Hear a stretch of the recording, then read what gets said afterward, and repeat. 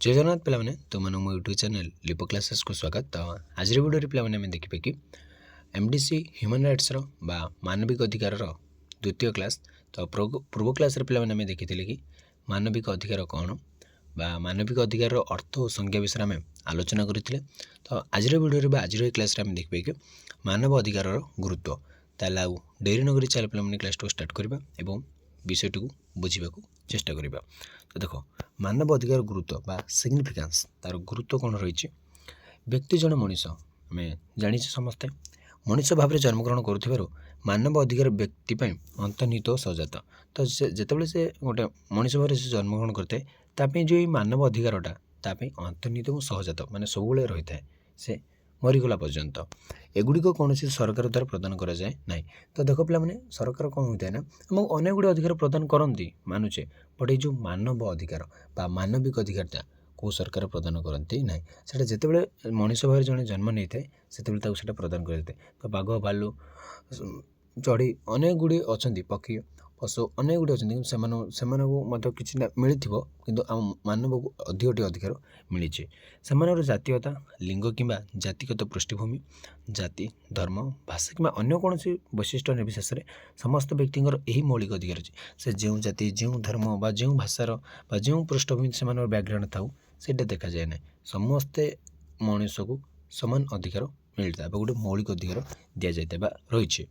मानव अधिकार गुरुत्वपूर्ण कारण समस्त व्यक्तिगत व्यक्तित्व विकसित कर सुजोग रहा उचित। तो ये जो मानव अधिकार कौन पे पे गुरुत्वपूर्ण ना समस्त व्यक्तिଙ୍କର जो गोटे व्यक्तिगत व्यक्तित्वता है जो व्यक्तित्व रही है विकसित कर सुजोग रहा निहाती भाव दरकार बा रहा उचित।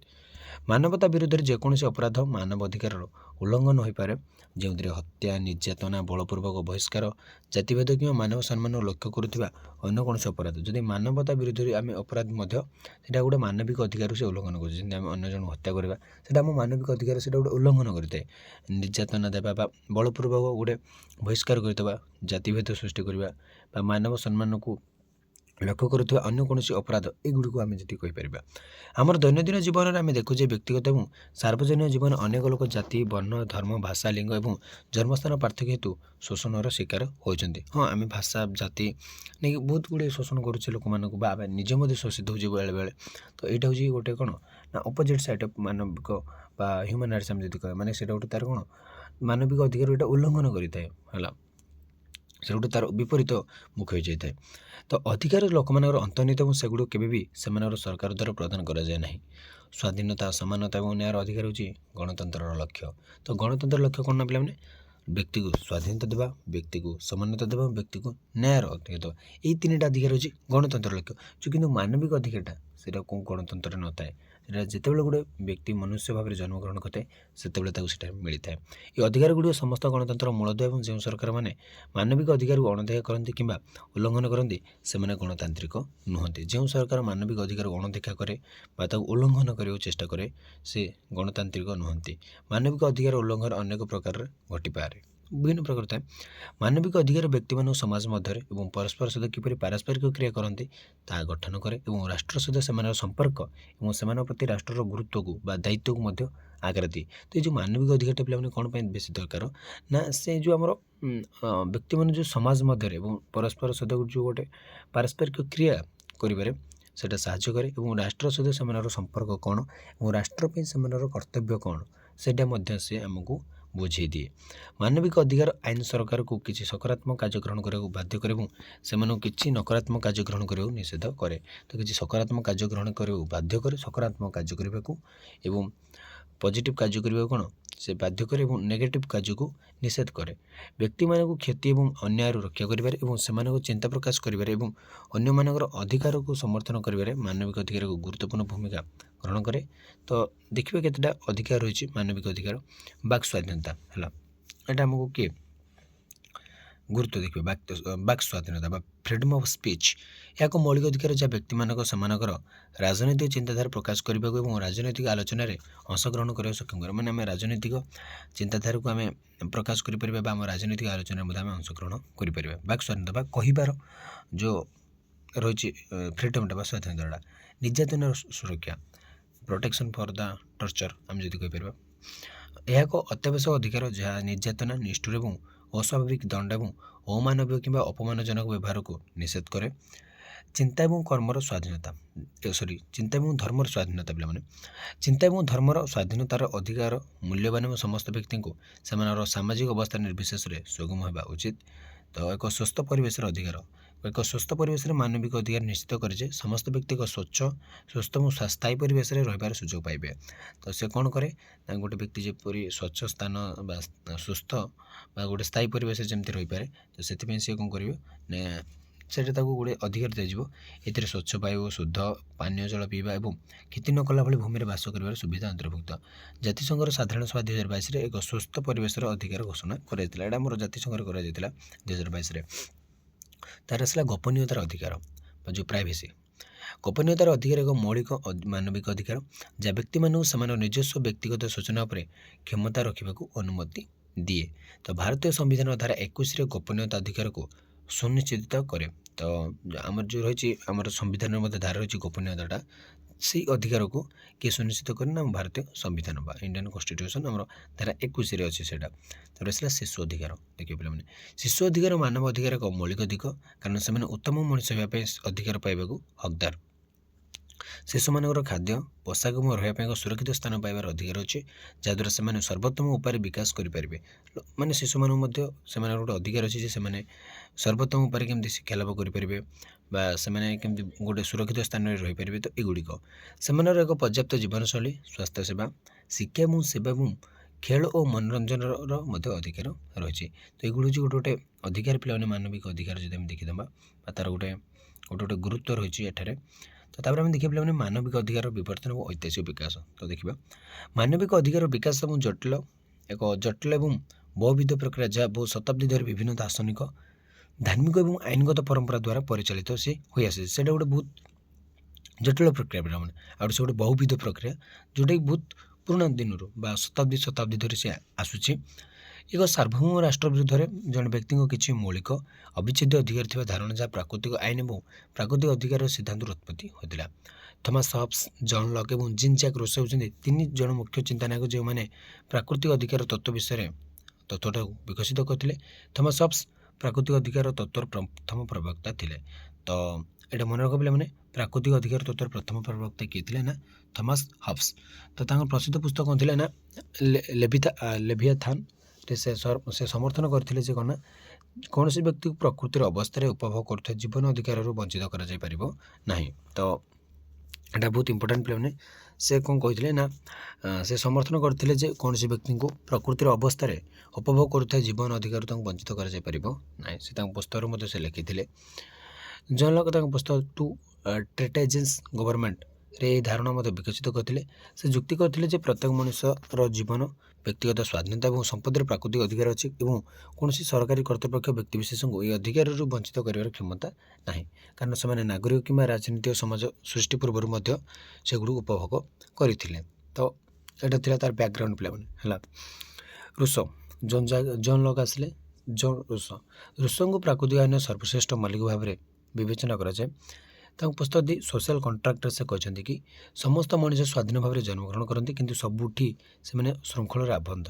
ସେମାନେ ସ୍ୱାଧୀନ ଭାବରେ ଜନ୍ମଗ୍ରହଣ କରନ୍ତି କିନ୍ତୁ ତାପରେ ସେ ଶୃଙ୍ଖଳରେ ଆବଦ୍ଧ ହୋଇଯାଆନ୍ତି। ରୁସୋ ଘୋଷଣା କରିଥିଲେ ଯେ ମଣିଷମାନଙ୍କୁ ସ୍ୱାଧୀନତା, ସମାନତା ଏବଂ ଭ୍ରାତୃତ୍ୱର ଅବିଚ୍ଛେଦ୍ୟ ଅଧିକାର ପ୍ରଦାନ କରାଯାଇଛି। ଏହି ଧାରଣାଗୁଡ଼ିକୁ ମଣିଷ ଏବଂ ନାଗରିକଙ୍କ ଅଧିକାରର ଫରାସୀ ଘୋଷଣାନାମା ପାଇଁ ଆଧାର ପାଲଟିଥିଲା। ତ ଏଇଟା କ'ଣ ଆଧାର ପାଲଟିଥିଲା ହେଲା। ଆମେରିକୀୟ ଚିନ୍ତକ ଥମାସ ପେନ୍ ସାମାଜିକ ଚୁକ୍ତି ତତ୍ତ୍ୱ ସହିତ ସଂଯୋଗ ନ କରି ପ୍ରାକୃତିକ ଅଧିକାରର ସିଦ୍ଧାନ୍ତ ବିଷୟରେ ସେ କହିଥିଲେ। ତ ସେ ମତ ଦେଇଥିଲେ ଯେ ଅଧିକାରଗୁଡ଼ିକ ପ୍ରାକୃତିକ, କାରଣ ସେଗୁଡ଼ିକ ପରମେଶ୍ୱରଙ୍କ ଦ୍ୱାରା ମଣିଷକୁ ପ୍ରଦାନ କରାଯାଇଥିଲା।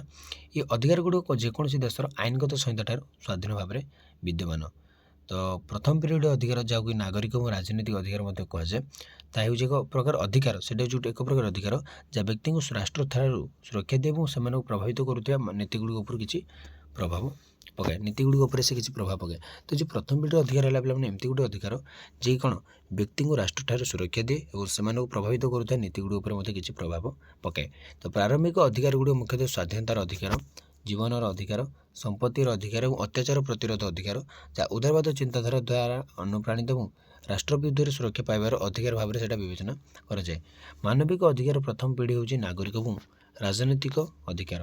ତ ମାନବିକ ଅଧିକାର ପ୍ରଥମ ପିଢ଼ି କ'ଣ ନା ହେଉଛି ନାଗରିକ ଏବଂ ରାଜନୈତିକ ଅଧିକାର। ଯଦି ରାଷ୍ଟ୍ର ନାଗରିକ ରାଜନୈତିକ ସ୍ୱାଧୀନତା ଭିତରେ କାର୍ଯ୍ୟ କରେ ତେବେ ଏହା ବ୍ୟକ୍ତିର ମୁକାବିଲା କରିବାର ଅଧିକାର। ତ ଏଇଭଳି ଭାବରେ ରହିଛି ପିଲାମାନେ ଆମର ଅଧିକାର ଗୁଡ଼ିକ। ତ ଯଦି ଆମେ ଐତିହାସିକ ଭାବରେ ଦେଖିବା ତ ବ୍ରିଟିଶ ପାରମ୍ପରିକ ସମ୍ବିଧାନ ପୂର୍ବରୁ ଏହି ଅଧିକାର ଗୁଡ଼ିକ ଅଷ୍ଟାଦଶ ଶତାବ୍ଦୀର ଶେଷ ଭାଗରେ ବିକଶିତ ହୋଇଥିଲା। ତ ଯେଉଁ ଅଧିକାର ଗୁଡ଼ିକ ବା ଯେଉଁ ଆମ ମାନବିକ ଅଧିକାର ଗୁଡ଼ିକ ବା ପ୍ରଥମ ପିଢ଼ିର ଅଧିକାର ଗୁଡ଼ିକ ସେଗୁଡ଼ିକ ଆମର ଶେଷ ଭାଗରେ ବିକଶିତ ହୋଇଥିଲା ଏବଂ 1787ର ଆମେରିକା ସ୍ୱାଧୀନତା ଆନ୍ଦୋଳନ ଏବଂ 1799ର ଫରାସୀ ବିପ୍ଳବ ସମୟରେ ସେଇଟା ସ୍ୱୀକୃତି ପାଇଥିଲା। ଏହି ଅଧିକାର ଗୁଡ଼ିକରେ ନାଗରିକ ସ୍ୱାଧୀନତା ଅନ୍ତର୍ଭୁକ୍ତ, ଯାହା ବ୍ୟକ୍ତିକୁ ଯେକୌଣସି କାର୍ଯ୍ୟ କରିବାର ସ୍ୱାଧୀନତାର ଗ୍ୟାରେଣ୍ଟି ଦିଏ, ଯାହା ଅନ୍ୟମାନଙ୍କୁ କ୍ଷତି ପହଞ୍ଚାଏ ନାହିଁ। ତ ଏଇଗୁଡ଼ିକ କ'ଣ ନା ନାଗରିକ ସ୍ୱାଧୀନତା ଅନ୍ତର୍ଭୁକ୍ତ, ଯାହାକି ଆମର କୌଣସି ବ୍ୟକ୍ତିଙ୍କୁ ଯେକୌଣସି କାର୍ଯ୍ୟ କରିବାର ସ୍ୱାଧୀନତା ଦିଏ ବା ସ୍ୱାଧୀନତାର ଗ୍ୟାରେଣ୍ଟି ଦିଏ, ଆଉ ଅନ୍ୟମାନଙ୍କୁ ସେଇଟା କ୍ଷତି ପହଞ୍ଚାଏ ନାହିଁ। ଏହି ଅଧିକାର ଗୁଡ଼ିକ ଥିଲା ଜୀବନର ଅଧିକାର, ଦାସତ୍ୱ ନିଷେଧ, ନିର୍ଯାତନା ଏବଂ ଅମାନବୀୟତା ନିଷେଧ, ମନମୁଖୀ ଅଟକ ନିଷେଧ, ବିବାହ ଏବଂ ପିତାମାତା ହେବାର ସ୍ୱାଧୀନତା ଏବଂ ବ୍ୟକ୍ତିଗତ ସମ୍ପତ୍ତିର ଅଧିକାର। ରାଜନୈତିକ ଅଧିକାରରେ ଭୋଟ ଦେବାର ଅଧିକାର। ରାଜନୀତି ଏଗୁଡ଼ିକ ଆସିଲା କ'ଣ ବୋଲେ ରାଜନୈତିକ ଅଧିକାର ହେଲା ଆସିଲା ଏବେ। ତ ସେଇଟା ହେଉଛି ଭୋଟ ଦେବାର ଅଧିକାର ବା ଅତ୍ୟାଚାର ପ୍ରତିରୋଧ କରିବାର ଅଧିକାର, ଧର୍ମର ସ୍ୱାଧୀନତା ସମେତ ଶାନ୍ତିପୂର୍ଣ୍ଣ ସମାବେଶର ଅଧିକାର। ତ ଏଗୁଡ଼ି ହେଉଛି ଗୋଟେ ରାଜନୈତିକ ଅଧିକାର। ତ ପରବର୍ତ୍ତୀ ସଂସ୍କରଣ ଅଧିକାର ଗୁଡ଼ିକରେ ମର୍ଯ୍ୟାଦା ଏବଂ କଲ୍ୟାଣ ଯେମିତି ଆସିଲା ଶିକ୍ଷା, ସ୍ୱାସ୍ଥ୍ୟ ଏଗୁଡ଼ିକୁ ଦିଆଯାଇଛି ଅନ୍ତର୍ଭୁକ୍ତ, ଯାହା ସମାଜବାଦୀ ଚିନ୍ତାଧାରା ଦ୍ୱାରା ପ୍ରେରିତ ହୋଇଥାଏ। ଏଗୁଡ଼ିକ ରାଷ୍ଟ୍ର ଦ୍ୱାରା ନିଶ୍ଚିତ କରାଯିବାର ଅଧିକାର ଭାବରେ ବିବେଚନା କରାଯାଏ। ତ ଦ୍ୱିତୀୟ ପିଢ଼ିର ଅଧିକାର କ'ଣ ପିଲାମାନେ ସାମାଜିକ, ଆର୍ଥିକ ଏବଂ ସାଂସ୍କୃତିକ ଅଧିକାର, ଯାହା ଜୀବନର ସାମାଜିକ ଏବଂ ଆର୍ଥିକ ଦିଗ ସହିତ ଜଡ଼ିତ। ଏହି ଅଧିକାର ଗୁଡ଼ିକ ହେଉଛି ଏପରି ଅଧିକାର ଯାହା କାର୍ଯ୍ୟକାରୀ କରିବା ପାଇଁ ସରକାର ହସ୍ତକ୍ଷେପ ଆବଶ୍ୟକ। ତ ଏହି ଏହି ଅଧିକାର ଗୁଡ଼ିକୁ ଆମେ ଯେତେବେଳେ କାର୍ଯ୍ୟକାରୀ କରିବା ପାଇଁ ଚାହୁଁଛେ ତାହେଲେ ଆମକୁ ସରକାରୀ ହସ୍ତକ୍ଷେପ କେଉଁ ଅଧିକାର ଗୁଡ଼ିକ ନା ଯେମିତି ଆସିଲା ସାମାଜିକ, ଆର୍ଥିକ ଏବଂ ସାଂସ୍କୃତିକ। ରାଷ୍ଟ୍ରକୁ ତା'ର ସ୍ୱାଧୀନତାର ଏକ ଅଂଶ ପରିତ୍ୟାଗ କରିବା ବଦଳରେ ନାଗରିକମାନଙ୍କ ପାଇଁ କିଛି ଅଧିକାର ନିଶ୍ଚିତ କରିବାକୁ ପଡ଼ିବ। ଏଗୁଡ଼ିକୁ ସାମାଜିକ ଅଧିକାର ବୋଲି ମଧ୍ୟ କୁହାଯାଏ, କାରଣ ଏଗୁଡ଼ିକ ସାମାଜିକ ସଂଘର୍ଷର ପରିଣାମର ସୃଷ୍ଟି ହୁଏ। ଐତିହାସିକ ଭାବରେ ଏହି ଅଧିକାର ଗୁଡ଼ିକ ମଧ୍ୟରୁ ଅଧିକାଂଶ ଦ୍ୱିତୀୟ ବିଶ୍ୱଯୁଦ୍ଧ ପରେ ସ୍ୱୀକୃତି ପାଇଛି। ପ୍ରାୟତଃ ଦ୍ୱିତୀୟ ପିଢ଼ିର ଅଧିକାର ଗୁଡ଼ିକ ଦ୍ୱିତୀୟ ବିଶ୍ୱଯୁଦ୍ଧ ପରେ ସ୍ୱୀକୃତି ପାଇଛି। ତ ତୃତୀୟ ପିଢ଼ିର ଅଧିକାର କ'ଣ ଆସିଲା ପିଲାମାନେ? ତ ତୃତୀୟ ପିଢ଼ିର ଅଧିକାର ହେଉଛି ମାନବ ଅଧିକାର ଏକ ବର୍ଗ, ଯାହା ବ୍ୟକ୍ତିଗତ ଅଧିକାର ପରିବର୍ତ୍ତେ ସମ୍ପ୍ରଦାୟ କିମ୍ବା ଲୋକଙ୍କ ପରି ସାମୂହିକ ଧାରଣା ଉପରେ ସେ ଧ୍ୟାନ ଦିଏ। ଏଗୁଡ଼ିକ ସମାନତା ଏବଂ ଅଭେଦ ଭାବର ମୌଳିକ ନୀତି ଚାରିପାଖରେ ସେମାନେ ଘୁରି ବୁଲନ୍ତି। କିଛି ପ୍ରମୁଖ ଚିନ୍ତାଧାରା ହେଉଛି ପରିବେଶଗତ ଆଇନ, ଜୈବ ନୀତିଶାସ୍ତ୍ରର ବିଚାର, ବିକାଶର ଅଧିକାର ଏବଂ ଶାନ୍ତିର ଅଧିକାର। ତ ଏଗୁଡ଼ିକ ହେଉଛି ଗୋଟେ କ'ଣ ଆମର କିଛି ପ୍ରମୁଖ ଚିନ୍ତାଧାରା। ତଥାପି ଏହି ଅଧିକାର ଗୁଡ଼ିକର ବିଷୟବସ୍ତୁ ସ୍ପଷ୍ଟ ନୁହେଁ ହେଲା। ଏଗୁଡ଼ିକ ପରିବେଶ ଜନିତ ଆଇନ ଏବଂ ଜୈବ ନୀତିଶାସ୍ତ୍ର ଭଳି ତୃତୀୟ ପକ୍ଷର କିଛି ଅଧିକାର ରହିଛି। ତଥାପି ସ୍ୱାଧୀନତାରୁ ସାମଗ୍ରିକ ସମାନତା ଆଡ଼କୁ ଏକ ପରିବର୍ତ୍ତନ ଆସିଛି। ତ ଯଦି ଆମେ ଦେଖିବା ତ ରାଷ୍ଟ୍ର ବିରୁଦ୍ଧରେ ସୁରକ୍ଷା ପାଇବାକୁ ଥିବା ଅଧିକାର ଏବଂ ରାଷ୍ଟ୍ର ଦ୍ୱାରା ନିଶ୍ଚିତ କରାଯାଉଥିବା ଅଧିକାର ମଧ୍ୟରେ କିଛି ଦ୍ୱନ୍ଦ୍ୱ ଅଛି। ଦେଖ ଆମେ ରାଷ୍ଟ୍ର ବିରୁଦ୍ଧରେ ମଧ୍ୟ ସୁରକ୍ଷା ପାଇବା ପାଇଁ ମଧ୍ୟ ଆମ ପାଖରେ ଅଧିକାର ରହିଛି ଏବଂ ରାଷ୍ଟ୍ର ଦ୍ୱାରା ନିଶ୍ଚିତ କରାଯିବାକୁ ଥିବା ଅଧିକାର ମଧ୍ୟରେ କିଛି ଦ୍ୱନ୍ଦ୍ୱ ରହିଛି। ଏହା ମାନବିକ ଅଧିକାରର ଦୁଇଟି ଧାରଣା ମଧ୍ୟରେ ବିରୋଧ, ଗୋଟେ ହେଉଛି ଉଦାରବାଦୀ ଏବଂ ଗୋଟେ ହେଉଛି ସମାଜବାଦୀ ନୀତି। ମାନବିକ ଅଧିକାରର ସାର୍ବଜନୀନ ଘୋଷଣାନାମା 1948, ଯାହା ସାମାଜିକ ସୁରକ୍ଷାର ଅଧିକାର ଧାରା 22ରେ, କାମ କରିବାର ଅଧିକାର ଧାରା 23 ଏବଂ ଶିକ୍ଷାଧିକାର ଧାରା 24 ଭଳି ଅଧିକାରକୁ ସମର୍ଥନ କରେ। ତା ସହିତ ନାଗରିକ ଏବଂ ରାଜନୈତିକ ପ୍ରଥମ ପିଢ଼ି, ଅର୍ଥନୈତିକ, ସାମାଜିକ, ସାଂସ୍କୃତିକ ଦ୍ୱିତୀୟ ପିଢ଼ି ଉପାୟ ଦୁଇଟି ମିଳିତ ଜାତିସଂଘ। ତ ପ୍ରଥମ ପିଢ଼ିରେ କ'ଣ ଆସିଲା ନା ନାଗରିକ ଏବଂ ରାଜନୈତିକ, ଦ୍ୱିତୀୟ ପିଢ଼ିରେ ଆସିଲା ଆମର ଅର୍ଥନୈତିକ, ସାମାଜିକ ଏବଂ ସାଂସ୍କୃତିକ। ତା ସହିତ ରହିଛି ତ ମାଗ୍ନା କାର୍ଟା ଆବେଦନ ଅଧିକାର। ତ ଏଇଭଳି ଭାବରେ ସବୁ ରହିଛି। ତ ତାପରେ ଆମେ ଦେଖିବା ମାଗ୍ନା କାର୍ଟା ଆବେଦନ ଅଧିକାର, ଆମେରିକା ସ୍ୱାଧୀନତା, ତ ଆମେରିକା ସମ୍ବିଧାନ, ତା ସହିତ ମାନବ ନାଗରିକ ଅଧିକାର ଫରାସୀ ଘୋଷଣା। ତ ଏ ବିଷୟରେ ଆମେ ପରବର୍ତ୍ତୀ କ୍ଲାସ୍ରେ ଜାଣିବା।